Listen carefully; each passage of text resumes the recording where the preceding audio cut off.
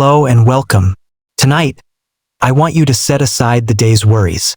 Let them slide from your shoulders like a heavy cloak that you no longer need to carry. This is your time to rest, to sink softly into the warmth of your blanket, to let your eyelids grow heavy. Close your eyes if you wish, or just soften your gaze. Because tonight, I'll be telling you a gentle story. We won't visit kings or queens. There will be no battles, no clashing swords or roaring crowds. Instead, we'll walk slowly through quiet streets of the past to visit someone humble, yet essential. Tonight, you and I will spend a day in the life of a medieval baker. We'll watch as the world wakes in flickering lantern light. We'll see flour swirl in golden sunbeams. We'll smell the warm bread baking in a stone hearth. No rush, no danger, just the quiet, patient rhythm of bread making and the slow turning of time in a small medieval town. So take a deep breath in and let it out slowly. Let your mind drift with me back through the centuries. Listen, do you hear the hush before dawn? Let's begin. Before sunrise, it is still dark. The whole town lies asleep under a blanket of silence. Narrow dirt lanes wind between timber-framed houses. The roofs are thatched or tiled, heavy with dew.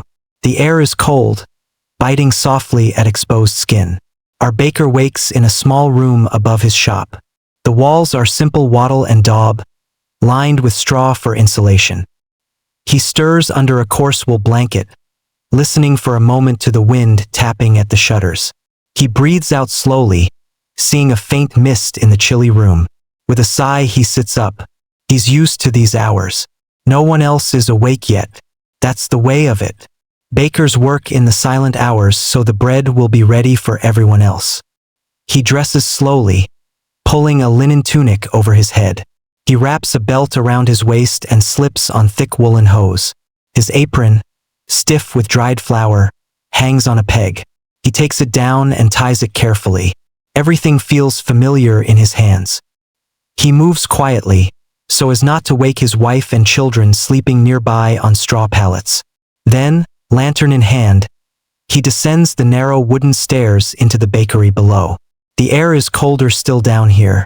He shivers as he sets the lantern on the table. In the orange glow, the shapes of the room emerge. Flour sacks piled in the corner, the massive wooden kneading table, the great black mouth of the stone oven. He goes to the hearth. It is cold, dead from the night. He kneels. With careful hands, he arranges kindling. A few dry sticks saved for just this purpose. He strikes flint on steel. Sparks dance, flicker, fade. Again, again. At last, one catches. He shields it with his hand, blowing gently. The flame grows, lighting the walls with a warm flicker. He feeds it patiently. The first logs crackle. He sits back on his heels, watching the fire take. He feels its warmth on his face. There is something comforting in that. Promise of heat, promise of bread. He stands slowly, joints creaking a little. Long hours at the kneading table have shaped him. Broad shoulders, strong forearms. He moves to the flour sacks. He opens one, breathes in the dusty, nutty scent. The flour is coarse, flecked with bran. It was ground at the local mill by the river, turned by the slow groaning of wooden gears and the patient turning of the millstone. Sometimes bits of husk and stray pebbles sneak in. He runs his fingers through the flour carefully, picking out anything that doesn't belong. He pours it into a huge wooden bowl. It makes a soft, heavy thump. He fetches water from a large jug. The water is cool from the night. He pours it in by eye. No measurements on paper here, just instinct and practice. He sprinkles salt, a precious commodity.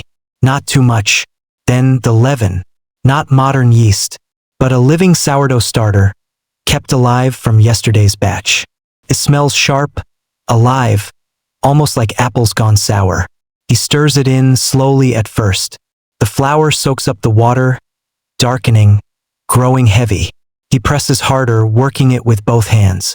Push, fold, turn, push, fold, turn. The dough resists. He dusts the table with flour, slamming the dough down. The sound is dull, heavy, satisfying. Outside, the sky is lightening, pale gray at the edges. A rooster crows far away. He doesn't look up. He knows the rhythm of this hour. He keeps kneading. Finally, he stops. He wipes sweat from his brow with his floury sleeve. He gathers the dough into a ball. He presses it gently with both hands, feeling it spring. It is ready to rest. He covers it with a damp cloth, protecting it from the air.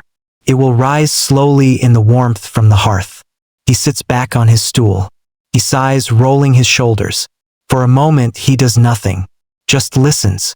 The fire crackles softly. Outside, he hears the first wagon on the street. The wooden wheels groan in the ruts. Someone coughs. A dog barks once. He feels at peace. He's done this 1,000 times. He'll do it 1,000 more. It is honest work. The town awakes. He stands again, peeking out the door. The sky is the pale blue of early morning. Chimneys send up lazy columns of smoke. A neighbor's window opens. A woman leans out to shake crumbs from a cloth. A group of children runs by, laughing, barefoot on the cold dirt. He smiles at them, though they don't see him. Life is starting in the little town. Merchants will set up in the square. Farmers will lead in their carts. The blacksmith will soon be at his forge. The church bell rings once, far away. A muffled, solemn sound. He closes the door gently. Back to work. He uncovers the dough. It has risen beautifully, domed and soft. He presses it gently. It sighs under his fingers. He divides it with a broad iron blade. No fancy scale, just his eyes, his hands.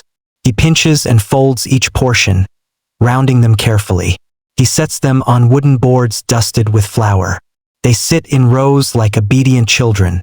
He covers them again with cloth. They will rest once more while he prepares the oven. He turns to the hearth. The fire has burned down to glowing coals. He uses a long-handled rake to spread them evenly. Heat radiates in shimmering waves. He wipes sweat from his brow again. He knows exactly when it's ready. By the color of the coals. By the scent of the heated stone. He picks up a long stick with a damp rag tied to the end. He swabs the oven floor. Steam rises in gentle curls. Ash and crumbs cling to the rag. He clears it away, leaving a clean, hot surface. Perfect.